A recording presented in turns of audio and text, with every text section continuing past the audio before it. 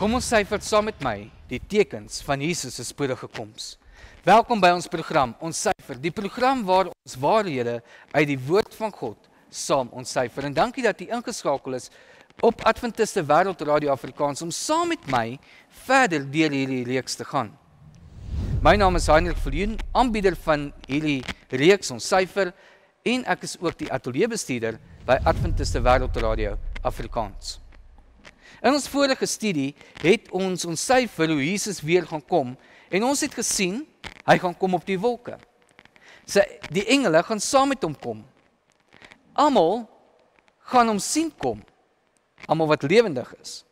En dit gaan hoorbaar wees. En die wat in Jesus gesterf het, sal opstaan en so sal ons saam met hulle dan in die lig weggevoer word en by Jesus wees. Onthou, as jy enige Bybelvrae het, stuur dit asseblief vir ons. Jy kan dit doen deur om te gaan na ons webtuiste awrafrikaans.org en druk daar op die blokkie wat sê stuur 'n Bybelvraag. Vul die besonderhede in en druk net stuur. En ons het mense wat gereed is om die Bybelvraag te beantwoord. Of jy kan dit stuur vir ons na ons WhatsApp nommer 060-248-1172. Ek herhaal 060-248-1172. Vandag se studie, ons syfer ons die tekens van Jesus se spoedige wederkoms. Maar voordat ons daarna gaan kyk, bid asseblief saam met my. Here, dankie vir die voorreg wat ons het om weer die woord oop te maak en dieper te studeer. En terwyl ons nou gaan ons syfer, waarna ons moet kyk om gereed te wees vir die koms en die tekens gaan bestudeer. Openbaar vir ons die dinge wat ons moet weet vir die tyd waarin ons lewe, is my gebed in Jesus naam. Amen. Ek wens ek kon die tyd en die uur geken het wanneer Jesus kom. Maar dan besef ek ook hoe gevaarlik dit is, want die kans is daar dat ek dan so uitstel tot en met wanneer ek dink dis die regte tyd en dan skielik my lewe reg kry. Dit is nie noodwendig dat ek daai tydperk sou behaal nie. En ek weet nie wat in die volgende oomblik sal gebeur nie. Maar ek weet nie van u nie, maar ek sal graag die trompetgeluid wil hoor wanneer Jesus op die wolke terugkom en gereed wees daarvoor. Die disippels het saam met Jesus deur die tempelgeboue gestap. En hierdie het net gekom nadat Jesus 'n ernstige boodskap gegee het vir die godsdienstleiers van daai tyd. En soos wat hulle deurstap, wys Jesus na verskillende dinge en dan maak hy skielik 'n stelling en hy sê dat hierdie tempel afgebreek gaan word. En die disippels is verbaas en hulle hou hulle in skielikheid bietjie terug tot hulle daar by die Olyfberg kom en dan gesels hulle met Jesus. En uit nuuskierigheid vra hulle vir hom 'n sekere vraag.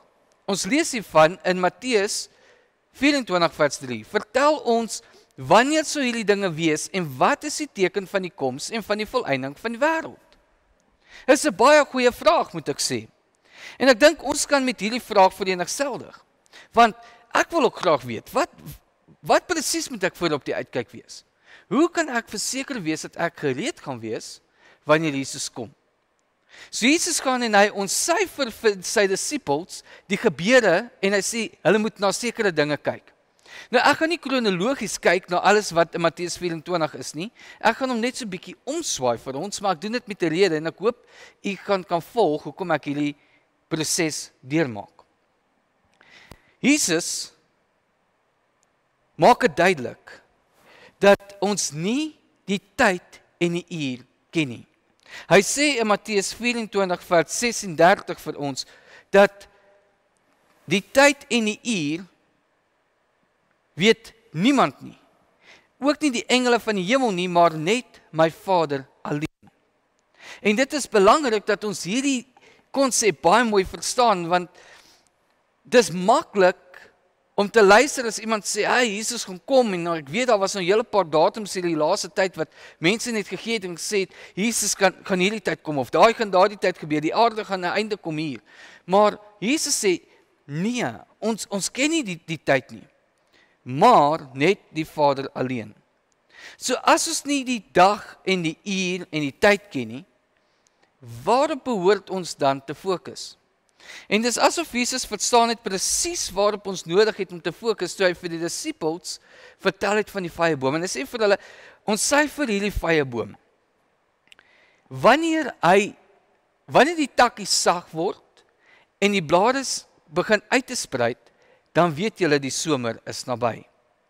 Julle weet daar is iets wat kom. En dan sê Jesus vir hulle, Matteus 24 vers 33, rakende die vyeboom se gelykenis. So weet julle ook, wanneer julle hierdie dinge sien, dat dit naby is voor die deur. Watter dinge wil Jesus sê moet ons op fokus? Wat is die tekens wat belangrik is om te verstaan? Kom ons kyk na van hierdie tekens. Die eerste teken wat ons gaan ontsyfer, vind ons in Matteus 24 vers 6 en 7. En luister wat sê Jesus, en hy fokus op spesifieke dinge wat hy wil hê ons moet weet vir die tyd waarin ons lewe. Hy sê julle sal hoor van oorlog en gerugte van oorlog. Dan gaan julle hoor van nasie teen nasie wat opstaan en een koninkryk teen die ander, en daar gaan hongersnode wees en pestsiektes en aardbewings op verskillende plekke. So Jesus maak melding en sê daar gaan oorlog wees, daar gaan opstande wees, daar gaan pestsiektes wees en aardbewings op verskillende plekke. Nou, hoor ons van oorlog en gerugte van oorlog?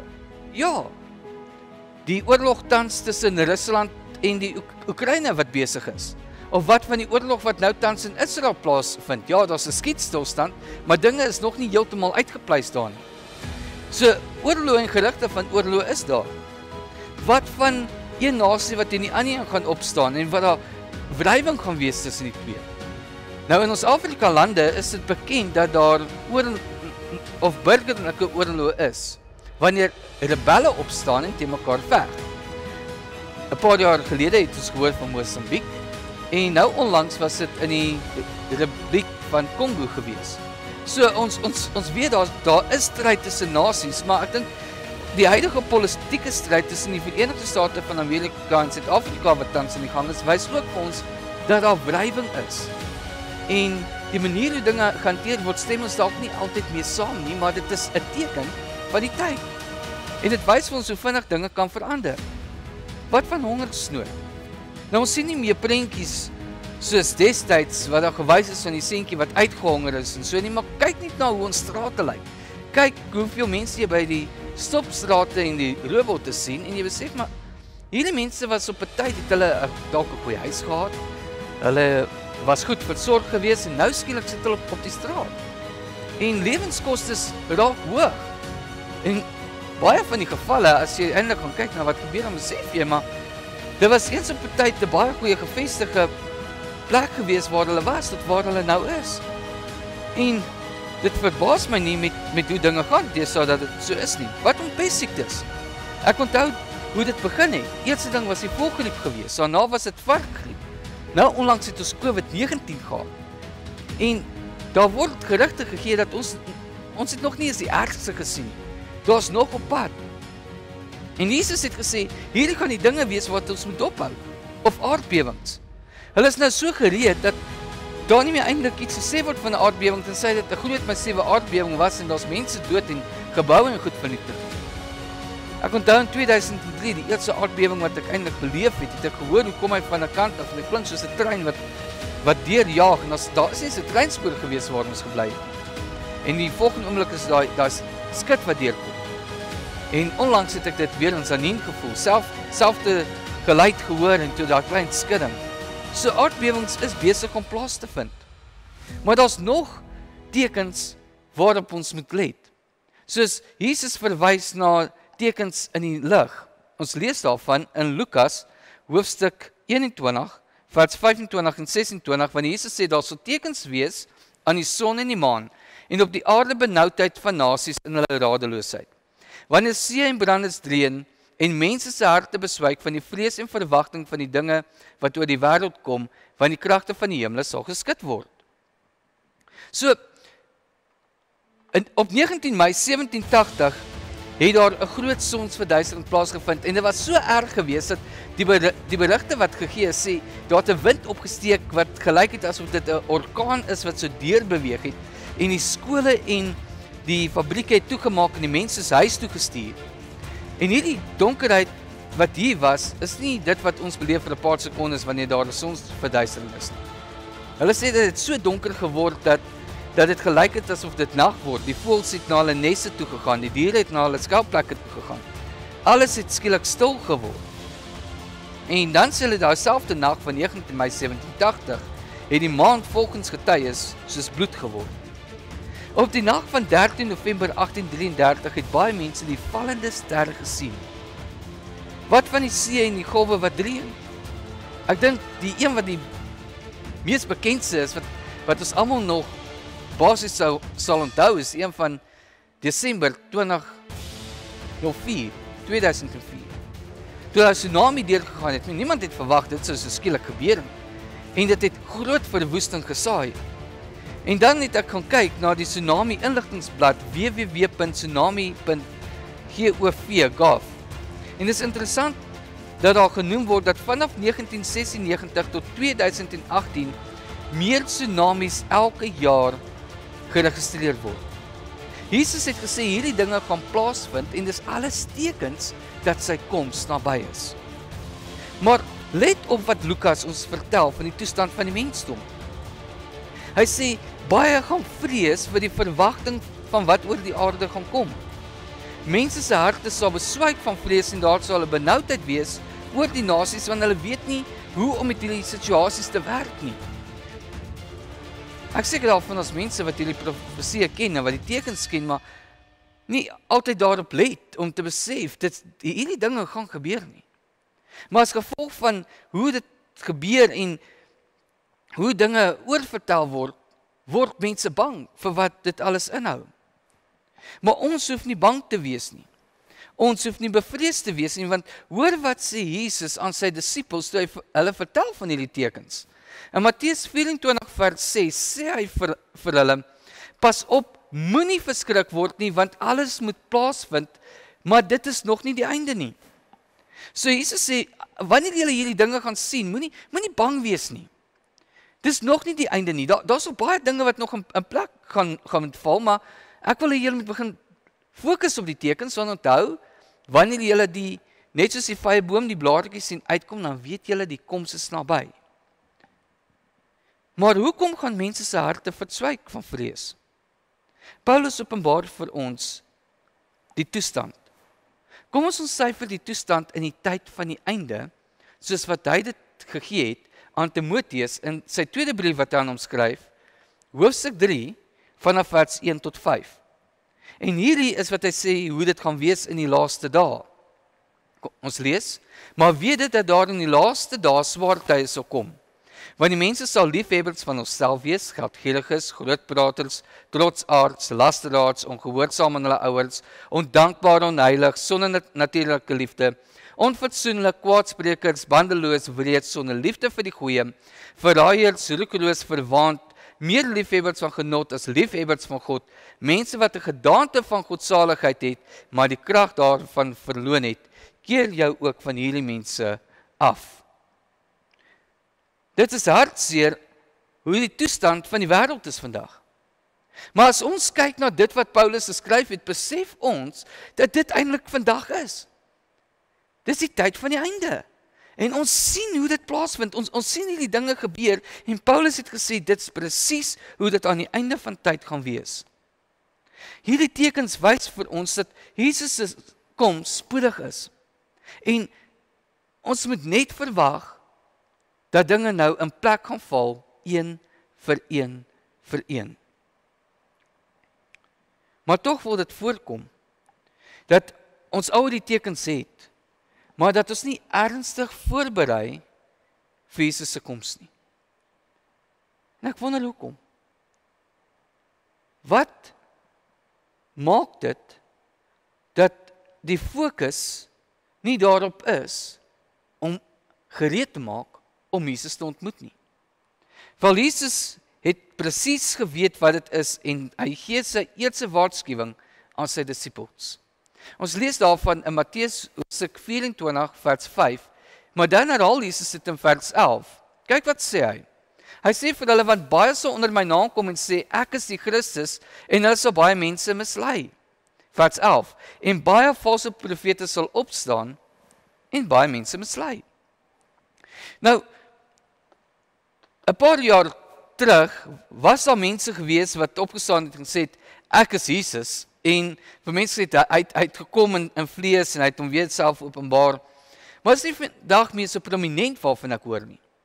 Maar valse profete, beslis. Want baie keer hoor ek, hier's 'n profeet hier, daar's 'n profeet daar, en dan luister jy na hulle boodskappe wat hulle gee, en jy besef, die boodskap is nie regtig om mense gereed te maak nie, dis meer om die kollig op hulle self te plaas. En die boodskap gaan nie uit om te sê, maak gereed nie, maar eerder, kom ons sis jou net bietjie aan die slaap, dinge is nog oké. Ons sê die tekens, ons syfer, ons weet wat om te verwag, maar die valse boodskappers moet ons voor versigtig wees, want hulle kan ons aan die slaap sis, en voordat ons weet, mis ons dalk die hele prentjie van wat ons moet weet. So, hoekom is dit belangrik om te weet wat om te verwag? Paulus skryf daaroor aan die kerk in Thessalonisense in sy heel eerste brief. En ons lees in Hoofstuk 5 vers 1 tot 3 die volgende. Maar oor die tye en die geleenthede, broeders, het julle nie nodig dat aan julle geskryf word nie, want julle weet self baie goed dat die dag van die Here kom net soos 'n dief in die nag. Want wanneer hulle sê vrede en veiligheid, dan oorval 'n skielike verderf hulle soos baringsnood 'n swanger vrou, en hulle sal sekerlik nie ontvlug nie. Sjoe. Daar is nie meer tyd dat ons mooi boodskappe kan gee om te sê alles sal oké wees nie. Dis nie meer tyd om te sê, weet jy wat, dit lyk dalk nou moeilik, maar die toekoms sal beter raak nie. Ons glo dat die Here sal voorsien aan ons behoeftes, ja, maar ons moenie verwag dat dinge al hoe beter en beter en beter sal raak nie, want die Bybel sê vir ons, na mate ons aan die einde van tyd kom, gaan alles al hoe erger raak, en ons moet gereed maak daarvoor. So, die tye en geleenthede hoef nie oor te skryf nie, maar ons moet versigtig wees vir die vrede en veiligheidsboodskap. En alhoewel ons self 'n bietjie veiligheid nou beleef, gaan ons 'n sosiale ontwenteling sien wat gaan plaasvind, wat gaan lei tot 'n geestelike vervolging vir die wat God liefhet. Want jy sien, omrede daar die gaan wees wat gereed gaan maak vir sy koms en hulle lewens gaan verander, gaan daar die wees wat daarna gaan kyk en sê, maar omrede hulle so is dit dalk omrede hierdie en hierdie dinge gebeur. Hoe weet ek dit? Kom ons syfer wat Jesus gesê het in Matteus hoofstuk 24 vers 9 tot 12. En hoor wat sê wat gaan gebeur aan die einde van tyd. Hy sê, julle sal oorgegee word aan verdrukking en doodgemaak word. Julle sal deur die nasies gehaat word ter wille van my naam. Baie sal tot struikel gebring word en mekaar verraai, mekaar haat. Hoekom? Want valse profete sal opstaan en baie mense mislei. Maar die liefde van meeste gaan verkoel as gevolg van ongeregtigheid. Dieselfde geestelike toestand wat ons sou opgelet het in Jesaja 1 is vandag die toestand in die wêreld. Maar nie net in die wêreld nie. In God se volk. En die wat sê hulle is Christene.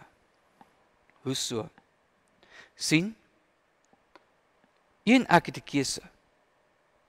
Ons kan die woord van God ontsyfer en soos wat ons dit ontsyfer toelaat dat dit ons lewens verander, of ons kan deur hierdie reeks gaan, ons kan die ontsyfering doen en dan kan ons maar net aangaan met ons lewens.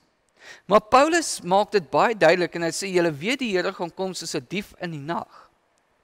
Maar vir die wat gereed maak om Jesus te ontmoet, gaan hy nie kom soos 'n dief in die nag nie. Dit gaan net wees op 'n tyd wat ons nie weet wanneer dit gaan gebeur nie, maar ons gaan die tekens dophou en ons gaan dit te verwag te wees. Maar vir die wat nie die tekens gaan dophou nie, dit gaan toelaat om te help dat dit hulle lewens verander nie, gaan sy koms kom en hulle gaan dit nie verwag nie. Daar is nog iets wat God se woord ons vertel, wat om te verwag in die laaste dae. En dit wat ons moet verwag, maak deel van die profesie wat in die boek Daniël staan. Maar kyk wat openbaar God vir Daniël rakende wat sy profesie oorgaan in Daniël hoofstuk 12 en vers 4. Ja, Daniël, hou die woord en verseel die boek tot die tyd van die einde toe, baie sal dit deursoek en die kennis sal vermeerder. Nou, hierdie is ons wegspring area vir die res van ons studies wat ons gaan saam doen. Want ons gaan van hier af begin kyk na die boek van Daniël en later ook die boek van Openbaring en sien hoe hierdie profesie ons gaan help om die waarhede te ontsyfer, maar ook om gereed te maak vir Jesus se spoedige koms. En ek het ontsyfer dat ons aan die tyd van die einde is. En hierdie teksvers het God aan Daniël gesê, verseel die boek tot die tyd van die einde. So ons weet dat dit wat daarin staan vir ons is vir vandag en ons moet dit verstaan sodat ons kan weet wat om te verwag. Maar daar is twee verduidelikings aan die term kennis sal vermeerder en wat in die eindtyd gaan gebeur. Die eerste een wat ek van gehoor het is kennis sal vermeerder in die wêreldse dinge. Wetenskap gaan beter raak, tegnologie gaan beter raak, maar ongelukkig gaan die manier hoe dit gebruik word, nie ten goeie van die mensdom wees nie, maar eerder om dit ten slegste te wees. En ons kan dit sien. Ons is dankbaar vir die tegnologie wat groei, want deur tegnologie kan en ek hierdie studies saam doen, ons kan radio-uitsendings doen, ons kan video-uitsendings doen, ons kan mense bereik, maar dit is nie noodwendig 'n goeie ding nie. Maar die tweede een is dat Bybelkennis gaan vermeerder. Hoekom? Want mense gaan nou die profesie begin studeer, hulle gaan dit lees, hulle gaan dit begin verstaan, en hulle gaan dit kan toepas in hulle lewens, en so gaan hulle kennis vermeerder in God se woord. So, beide wys daarna toe. Kennis gaan vermeerder, maar ons moet besluit wat 'n kennis ons wil vermeerder. Dit gaan of die regte kennis wees, of die verkeerde kennis wees. En Jesus het nie verniet verwys na die profeet Daniël, toe hy in Matteus 24 die tekens van die tye openbaar het nie. En dit is hoekom ons dit moet ontsyfer. So, die boek van Daniël help ons om te verstaan die tyd waarin ons lewe. En ons gaan waarhede dan saam ontsyfer, sodat ons hierdie tydperk kan ken. En hoekom? Want sien, Jesus sê, dat wanneer ons dit gaan doen, gaan ons die volgende ervaar. In Lukas 21 vers 28, wanneer hierdie dinge begin gebeur, kyk dan na bo en hef julle hoofde op, omdat julle verlossing naby is. Die tekens wys vir ons, Jesus se koms is naby.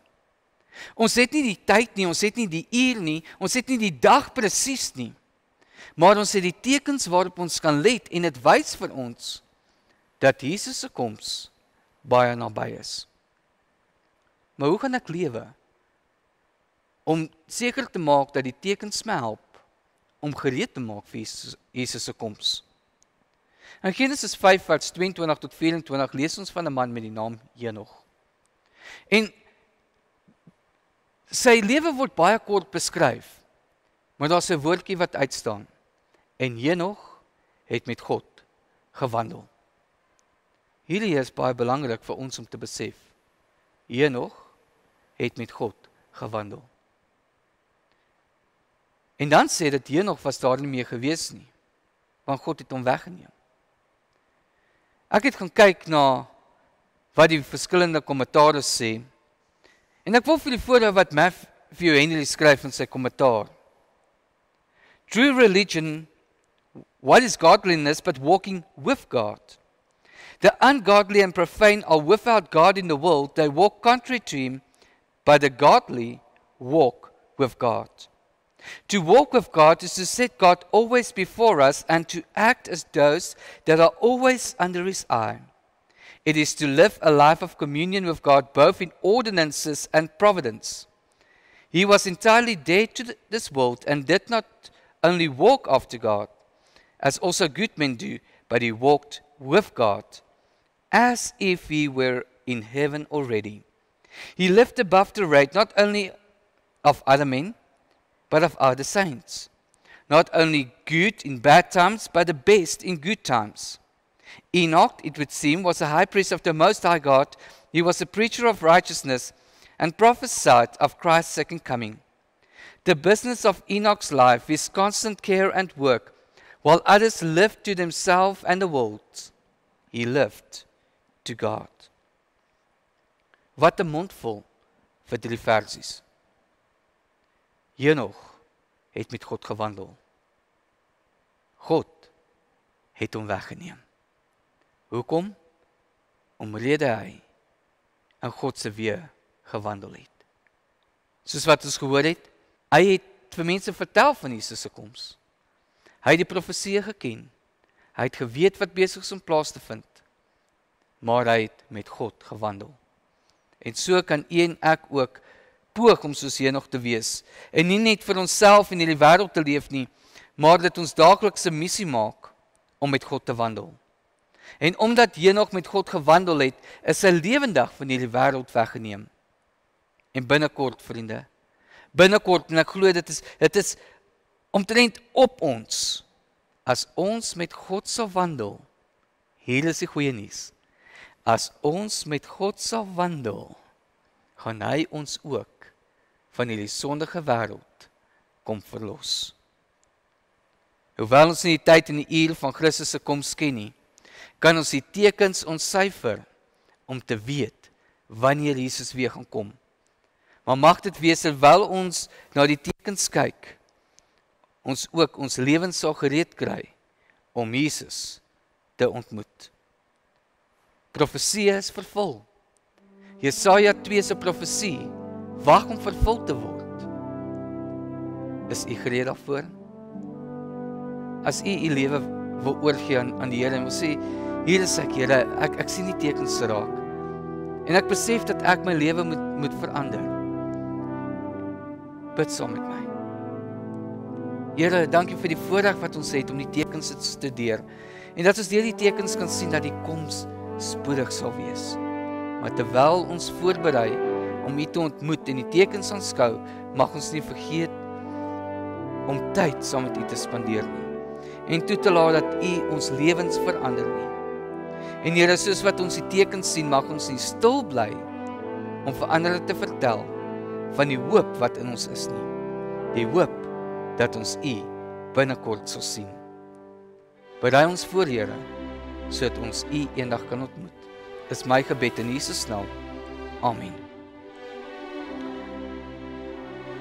Vriende, ons weet dat die terugkeer van Jesus naby is. Hoe naby kan ek nie presies sê nie, maar die tekens vertel ons dat ons gereed moet wees. En in ons volgende studie wat ons saam gaan doen, gaan ons kyk na hoekom Jesus na die profeet Daniël verwys het. En nee, ons gaan nie kyk na die profesie nie, maar ons gaan begin reg aan die begin. En ons gaan sien wat die waarheid is agter 'n gesonde lewenstyl, soos die Bybel dit vir ons openbaar. So tot en met die volgende keer, ontsyfer die woord van God. Vind die waarhede daarin. Deel hierdie video met die vriende en mag hulle ook dan saam met ons vir die volgende een inskakel om meer van God se woord te leer. Mag die Here u seën.